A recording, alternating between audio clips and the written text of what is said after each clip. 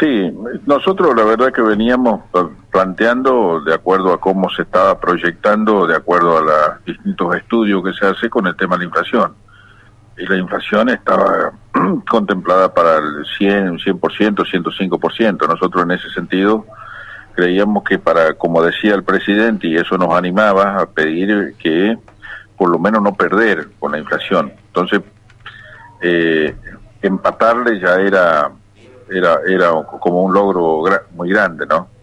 Yo creo que con esto, el anuncio del gobierno, del gobernador de la provincia, nosotros obviamente que no podemos estar en desacuerdo con mejorar el ingreso y el salario de los compañeros y compañeras. Sí, sí, sí. Pero al mismo tiempo también debemos marcar que con esto nosotros no le estamos ganando a la inflación, nosotros terminamos perdiendo, no se cumple con la meta del presidente de que tendríamos que ganarle a la inflación en algún momento los trabajadores. Eso, así como están dadas las cosas, yo creo que no va a ocurrir. En todo caso, eso se puede dar con los 30.000 que anuncia el gobernador por única vez en el año, que podemos llegar a la línea de pobreza con el ingreso. Los que de alguna manera tenemos un salario, yo por ejemplo ya tengo categoría 23 en el promedio de la gente con mucha antigüedad que debe estar ahí, podemos empatarle a esa línea de pobreza, pero hay recién en diciembre. Eso en diciembre, totalmente eso. Yo digo solamente una vez al año y después obviamente para enero, para febrero, hasta marzo que se vuelva a discutir el salario, porque no dejó una ventana abierta como para seguir discutiendo de acuerdo a los pero ustedes son parte de esa discusión como gremialistas. No. Nosotros lo que hacemos es estas posibilidades que nos dan los medios de comunicación, los comunicadores acá en la provincia. Yo creo en ese sentido, valoro mucho porque nosotros podemos visibilizar los problemas como consecuencia de esta solidaridad que tienen los medios de comunicación que nos permiten decir estas cosas.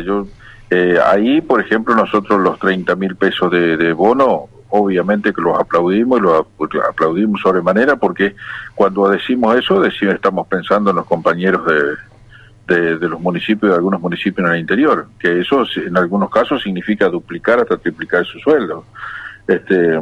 Entonces, yo creo que si eso se diera en los municipios y si el gobierno ayudara a los municipios a que ese bono se pague en la totalidad a los compañeros y compañeras de los municipios, sería muy bienvenido, porque hay compañeros que están en una situación extremadamente difícil y obviamente que para esa fecha del año, digamos, diciembre, ya para las fiestas, viene más que bien. Ojalá, Dios quiera, que se alcance a todos los municipios en el interior, ¿no? Convengamos que los municipios del interior pagan sueldos realmente muy por debajo de la media de la provincia, ¿sí? Y ahí hay una cuestión ahí que dijo, no habló del sueldo de diciembre, dice que el bono se va a pagar con el aguinaldo. Sí. Que siempre, recordemos, los últimos tiempos, los últimos años, la provincia pagó aguinaldo y sueldo juntos antes de la Navidad, y algunas veces un bono, como fue este año, allá por enero, ¿se acuerda? Sí. Acá habló de que el bono de 30.000 es con el aguinaldo, no con el sueldo de diciembre. Ahí hay algo que algunos estiman, que el sueldo de diciembre podría pasar a los primeros días de enero. Puede que sea así. Yo creo en ese sentido, más allá de cómo la ubicación del pago, ya sea del aguinaldo o del sueldo, yo creo que con esa cifra que le decía del bono, yo creo que traería un alivio si el gobierno ayuda financieramente a los municipios a que ese bono se pague a los compañeros en el interior y compañeras en los municipios, porque de lo contrario es una situación extremadamente difícil para esa gente que, como dice usted, no pueden acceder ni siquiera a un plan social porque son blanqueados en el trabajo y resulta que están cobrando 10.000, 15.000, 20.000 pesos, ¿no? Bueno, o sea, obviamente nadie puede estar en desacuerdo que te aumenten el sueldo o que te den un bono. El tema es si eso llega a cubrir lo que ha perdido el trabajador asalariado frente a la inflación, porque se da la paradoja de que aún teniendo un sueldo, aún teniendo un trabajo, estar en la formalidad, muchos trabajadores, por ejemplo, municipios del interior, son indigentes. Exactamente. Sí, sí, sí. Ya ni siquiera pobres, sí. Indigentes, no. Un escalón más abajo todavía. Claro, claro, ya la indigencia, digamos, en términos de lo que los estudiosos, es ya cuando no llegas a las 4 comidas por día, a mucho menos. Y yo creo de que, por eso le decía, cuando nosotros vemos una persona que cobra 15.000 pesos, 12.000 pesos de sueldo, y nosotros nos vamos con 12.000 pesos para hacer las compras para 5 o 10 días, porque no se puede más. En ese sentido, yo creo que el gobierno nacional, más que todo, lo que tiene que hacer es ponerse firme con todas las autoridades de las provincias, ya sea diputados nacionales, senadores, para ver cómo pueden frenar la inflación, qué límite les ponen a los formadores de precios, a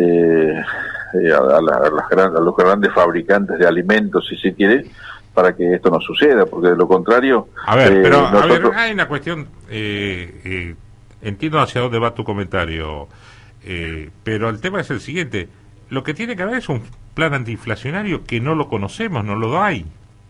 Si no para la inflación, por más que vos te sientes con el fabricante de la Coca-Cola, te va a decir, pero hermano, tengo costos laborales altos, tengo impuestos altísimos, tengo...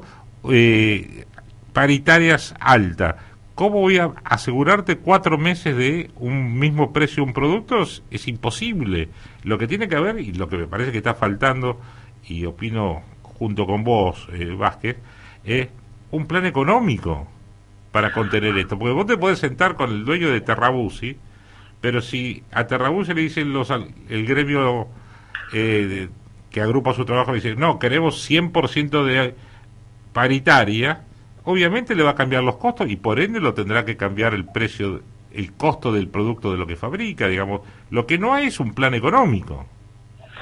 Sí, seguramente yo creo que un poco también es un plan económico que de alguna manera a esa manguera que va para afuera y que de lo producido es la sangría para afuera, que tiene que quedar para adentro. Nosotros lo que tenemos que hacer en el fondo de la cuestión es dar vuelta a esa manguera y que los recursos caigan para nuestro país, no que se vayan afuera. Nosotros tenemos 400.000 millones, de acuerdo a lo que dicen los que saben, de 400.000 millones de dólares fugados en los paraísos fiscales.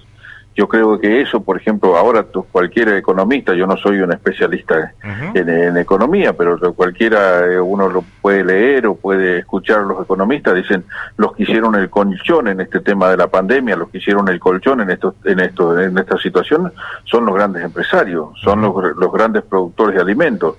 Entonces ellos tuvieron abismales ganancias y, en ese sentido, tiene que haber un poco de solidaridad y tratar de pensar... Bueno, para eso pusieron el impuesto a la renta extraordinaria. Si ganaron mucho, tienen que pagar un impuesto. Ya sí, está, pero ya le dijeron, mire, usted ganó mucho, págueme un impuesto. Yo creo de que acá algo está sucediendo, algo está mal. Yo creo que los que tienen el poder real en el país son los grupos económicos concentrados. Yo creo que el gobierno es eso, tiene el gobierno, no tiene el poder lo siguen teniendo los grupos concentrados y por lo tanto nadie le pone límite a esos grupos concentrados de la economía. Bien. Así que por lo tanto yo creo que los gobernantes en general, ya sea diputados nacionales, senadores y eso, deberían empezar a pensar de cómo benefician al conjunto de la sociedad con estas riquezas que tenemos, que son infinitas en nuestro país, y dejan de estar tan subordinados a los dictados de los organismos de crédito, a la embajada, que ya sabemos a qué embajada me refiero. Entonces, por lo tanto, porque ellos, esa clase política, es sumisa ante los grupos de poder y es soberbia y prepotente con los descalzos, con los descamisados. Entonces, esas son las cosas que a veces porque nosotros somos, digamos, trabajadores, somos pobres, somos empobrecidos por un sistema económico que concentra la riqueza en pocas manos. Eso es lo que nos sucede. Entonces, por lo tanto, falta de valor en la clase política para ponerle el límite a la voracidad que tiene el grupo económico. Vázquez, el peronismo está gobernando el país hace 3 años y no logró nada de lo que usted plantea. 3 años. Yo no le quiero culpar ni al peronismo. Bueno, al gobierno. Yo lo que digo, el gobierno en general, acá vino, cuando nosotros ya tenemos casi 40 años de democracia. Por suerte. Sí, por suerte, gracias a Dios. Y decíamos primero, por ejemplo, que le tengo un enorme respeto y empecé a respetarlo cuando empecé a mirar la política de otra forma, al doctor Alfonsín, por ejemplo. Con la democracia se come, se vive y se educa, decía. Y bueno, después pasó lo que pasó. Yo recuerdo que el doctor Alfonsín quería privatizar el 52% de las acciones de las empresas del Estado que queden en el Estado. Y lo demás para tener el manejo en el Estado. ¿Y nosotros qué decíamos con eso desde el peronismo? Decíamos de que quería vender el patrimonio nacional, quería regalar el patrimonio nacional. Entonces, por lo tanto, nos oponíamos a eso. Y después vino otro peronista y lo privatizó. Después vino un peronista y nos dijo que había que achicar el Estado para agrandar la nación. Entonces, ahí es donde se ve claramente cómo esos sectores serviles a los intereses transnacionales y multinacionales y de la embajada que sea, están en conteste con los grupos concentrados de la economía, porque ellos son los que se quedaron con esa riqueza, ellos son los que quedaron y nos decían a nosotros desde ahí que íbamos a dejar de ser proletarios para ser propietarios y que de YPF se iba a quedar el 10% de las acciones en los trabajadores de ferrocarriles y demás. Eso hay que encontrar un trabajador que le haya quedado ese 10%. Yo creo que en ese sentido tenemos que ser muy sinceros y mirarnos todos para adentro para ver hasta dónde estamos haciendo y causando tanto mal a nuestro país, que cuando decimos causamos mal a nuestro país es porque ahí hay 50% de pobres y entre esos pobres hay un porcentaje muy amplio de indigentes. Entonces, ¿quiénes son los responsables de eso? Los grupos concentrados de la economía que lo hacen y que concentran a través de la liviandad con que se manejan los dirigentes políticos. Gracias, Vázquez, por hablar con Radio 1.